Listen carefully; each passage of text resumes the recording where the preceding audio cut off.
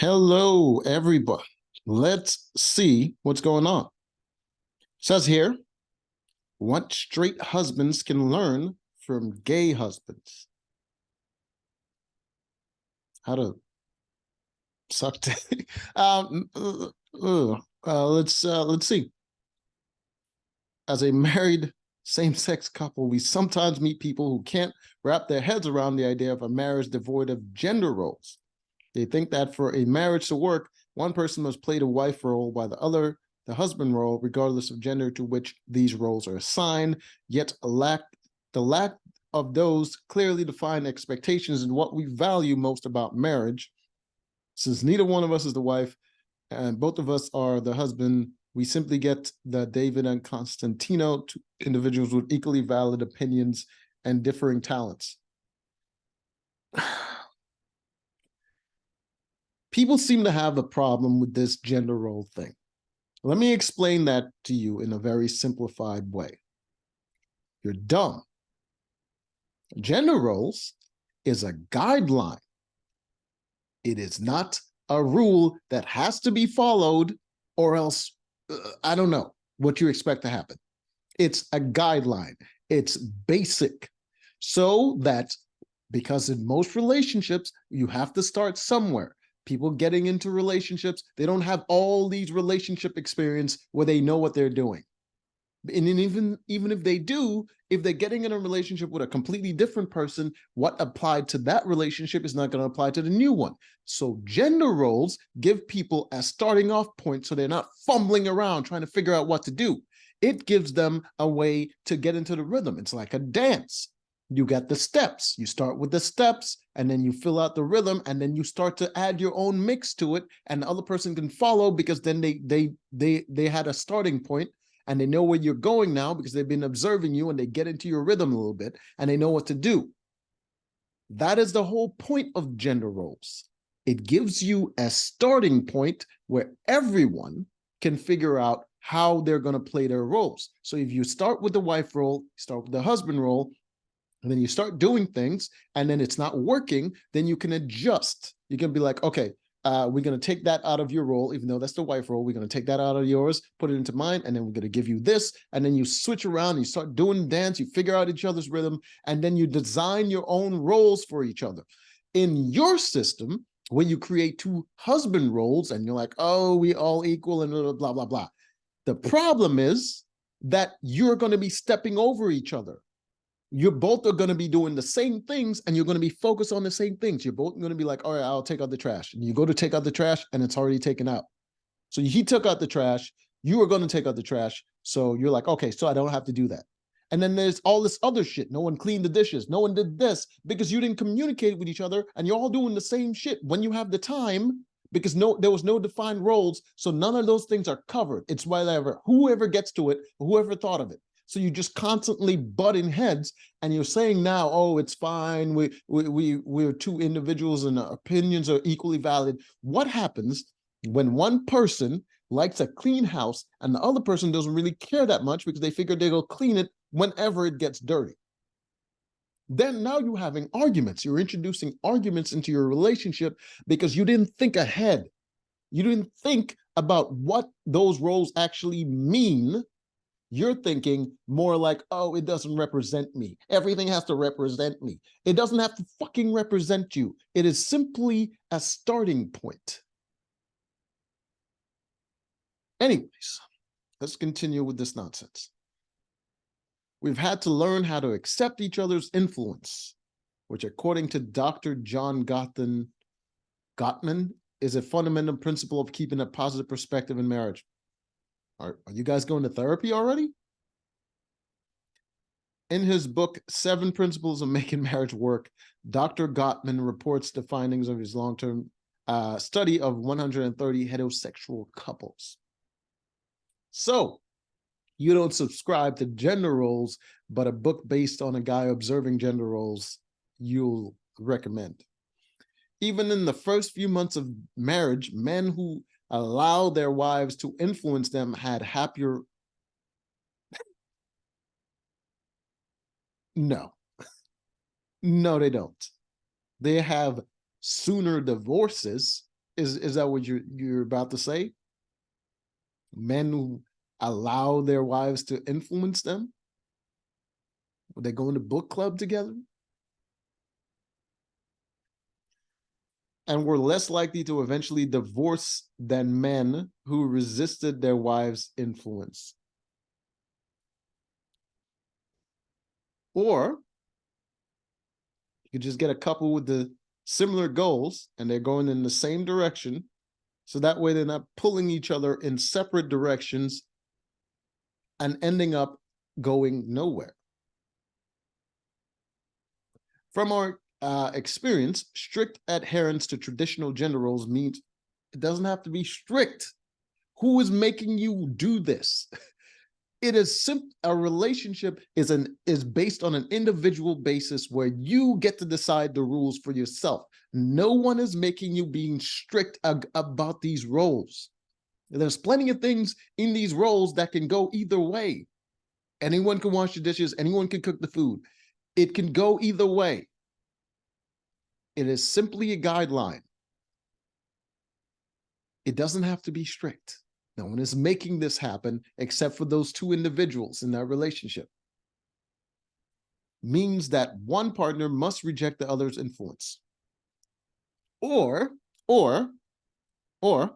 circumstance could force people into this strict gender roles. For instance, if one is working and the other isn't, the person that's working is going to be really pissed off if they have to come home and do all the chores as well. If the other person has no job and they're just at home all the time, they're going to be really fucking pissed off. They have to go also do the housework. And the person at home, if they're bored at home all the time, and they don't feel any excitement or whatever, and they're just bored in their relationship, they're going to be very turned off if the other person wants to just have sex whenever they come or whatever, and they never really want to talk or take them out or whatever the hell.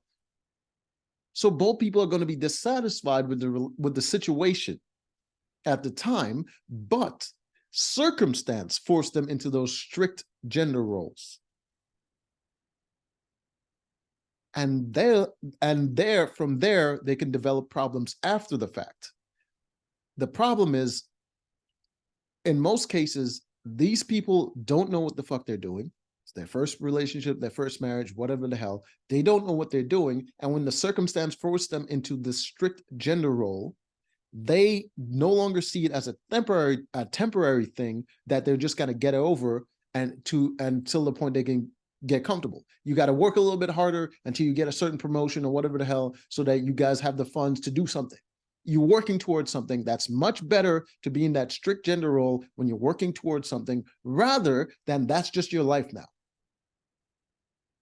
That's when the problems happen. But that is nuanced and can't expect that.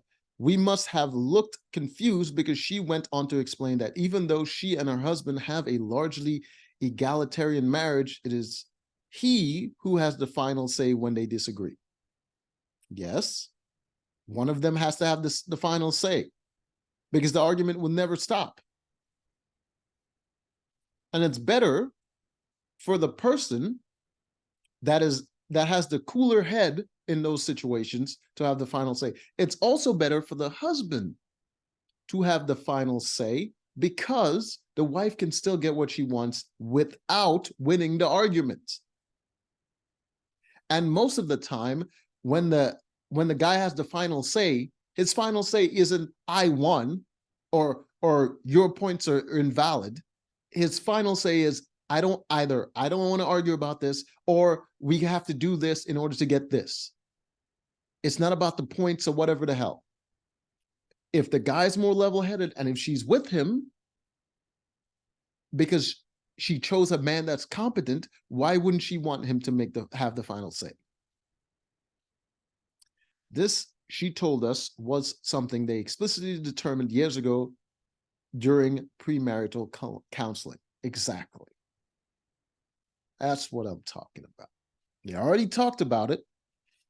She knows after the conversation that he has their best interest in mind. So even if she doesn't win the argument and he has the final say, she can at least know that he's thinking about the best for both of them, and she doesn't lose anything by conceding.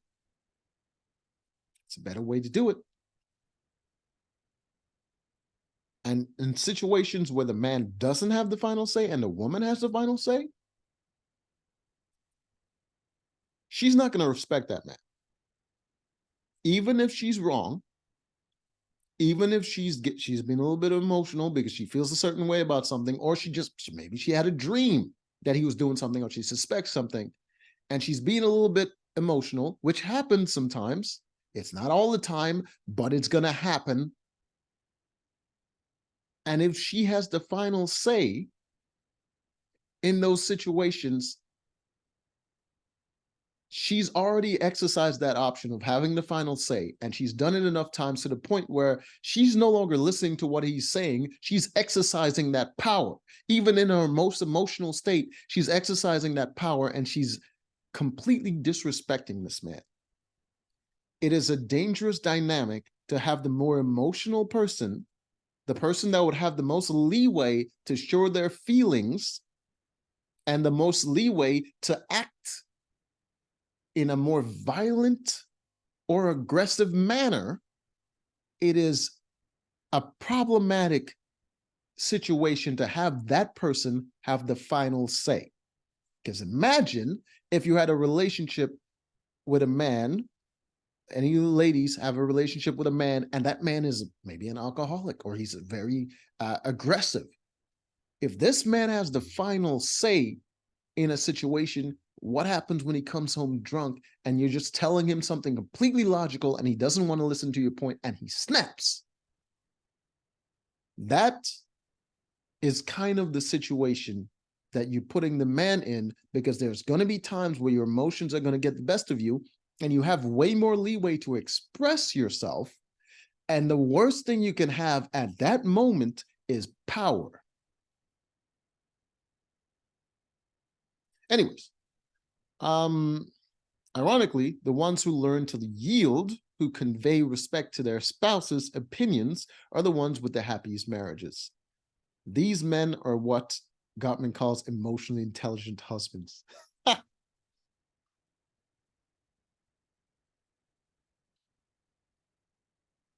Are you serious?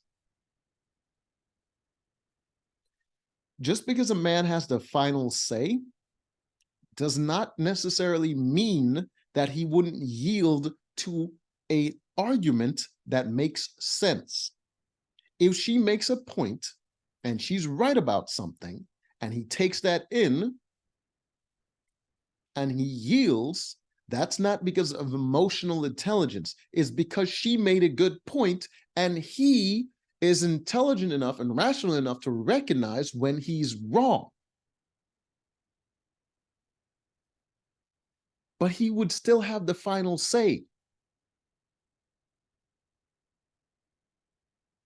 But if you just have a man that he's just giving his wife the final say because you think that makes him an emotionally intelligent husband and you want to gaslight men into doing this, the problem is a lot of a relationship for a woman is emotional, how she feels about it. The problem with that is the moment she loses respect for that man and his opinion, her feelings for him change. And there's no going back from that for her. Even if she wants to intellectually, even though she wants to respect him and she wants to feel a certain way about him, the lack of respect is going to kill the intimacy and the way she treats him and the way their relationship dynamic works. It's just better if the man has the final say in the relationship. That way he keeps that respect level that she has for him and his ability to lead, and she feels more like she can trust him, she can rely on him. He's going to be a provider, he's going to be a secure place for her. That is a better relationship dynamic. Not all the time. There might be some oddballs out there that they can do their own things, but in most cases, that is a better way to do it. But if you start doing this new age shit where you're telling men, oh, they just have to be more emotionally intelligent, which means nothing. That means absolutely nothing. Emotions and intelligence doesn't go together, because even a goddamn mentally disabled person still have emotions. You know why? Because it doesn't require intelligence. Animals have emotions. It doesn't require intelligence. Smart people don't need to think emotionally, because emotions simply are. They are what they are, and they most of the time they're not right, because your body is simply responding to a stimuli, and the stimuli might just happen without all the information. You see something, and then your body reacts because it wants you to act, regardless of what the situation is. If it's an emergency, it wants you to act, so you react and you feel that emotion. But all the information is not provided or seeked. You didn't seek enough information about the situation before you start feeling something about it. That's why emotional intelligence is not a thing. It just simply doesn't exist. You don't, if you're a smart enough person to rationalize and question why you feel a certain way about something, and you learn to control your emotions, that is probably what people are referring to when they say emotional intelligence, but it's not emotional intelligence. It is self-control.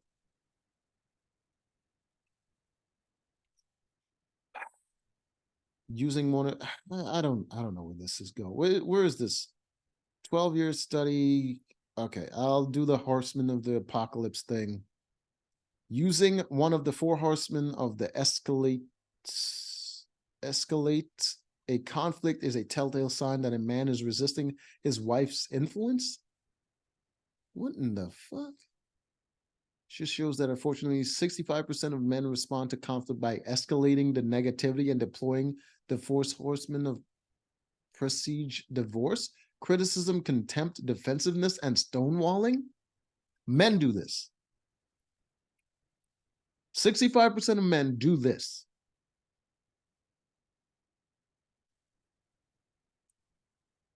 What percent of women do it? Doctor, what percent of women do it?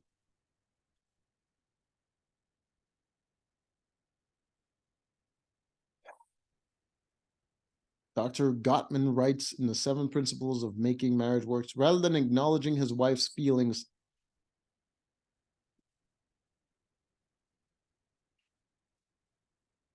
acknowledging her feelings. If someone is angry at me, I can acknowledge that they're angry at me because it's fucking obvious. What you're saying is not acknowledging feelings, it is acquiescing to feelings. That is a completely different thing. Just because someone feels a certain way doesn't mean the right way to deal with it is to give in to that feeling, because their feelings most of the time is wrong.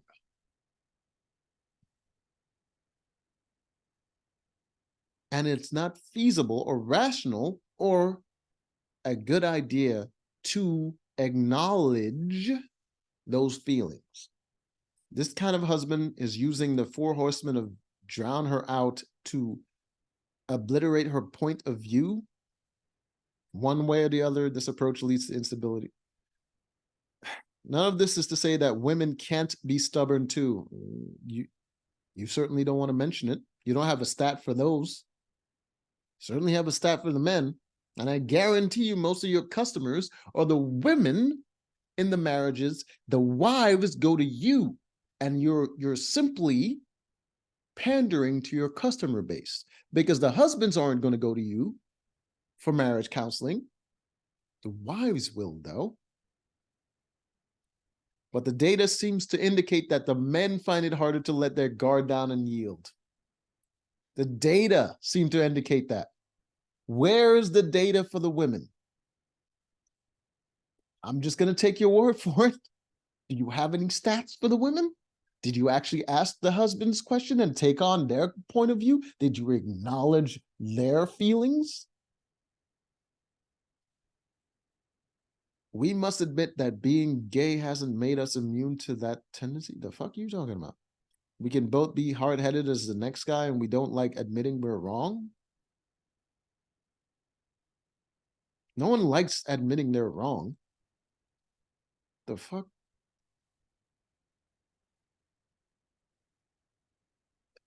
No one likes admitting that they're wrong, but you do it in a, especially when you're in a situation where you're trying to make peace with someone that you're in a relationship with.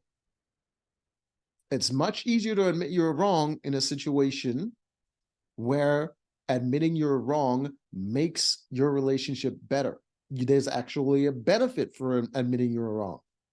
But if admitting you're wrong is going to make the other person somehow use that against you, for instance, if you take your wife out somewhere and you forgot something and she told you don't forget that, and then you forgot it anyways because you weren't thinking about that, you're thinking about other things because you had to plan the date and all this stuff and you're thinking about other things, and then you get there and you forgot that one thing, and then the next time you go out, now she always brings up, you remember when you forgot that thing? And every time you go out with couples or whatever, and she keeps bringing up that time you forgot this thing, and it's a common joke that she always throws out.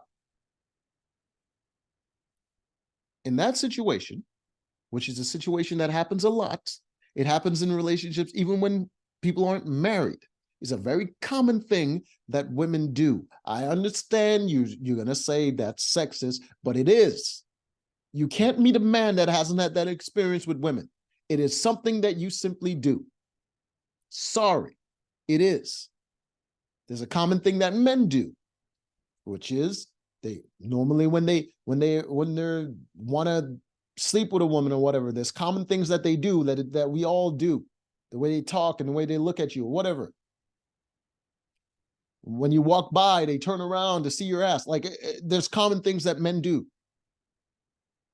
There's also common things that women do, and this is one of them.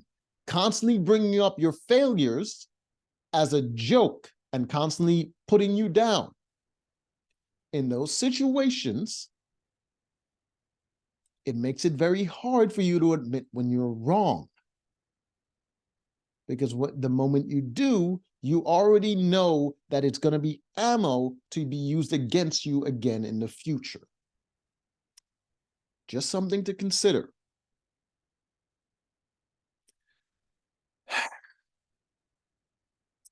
What is this now? Personal by Dr. Gottman and Dr. Robert, what is Berkeley found that same-sex couples are less likely than straight couples to use hostile emotional tactics. Wrong. Lesbian couples are more likely to be violent. So you're wrong. Including domineering, belligerent, and fear. Okay. Is it possible, doctor, that you have a bigger sample size of heterosexual couples? And is it possible that you only get to see the couples that actually have these issues? Is that possible? That you can't extrapolate this data set that you have into the populace because you just so happen to have the area of expertise that deals with those situations. That's like a hospital saying that people are more likely to have serious injuries just because they work in the emergency room. The difference in these control-related emotions suggests that fairness and power sharing between the partners is more important and more common in gay and lesbian relationships than in straight ones. Learning how to yield. I'm sorry, man, but you're in convincing people to take their cues from same-sex couples rather than this is just ridiculous. You're trying to rejigger relationship and make it seem like the same-sex couples have it figured out and we should take our cues from them. No, absolutely not. Until next time.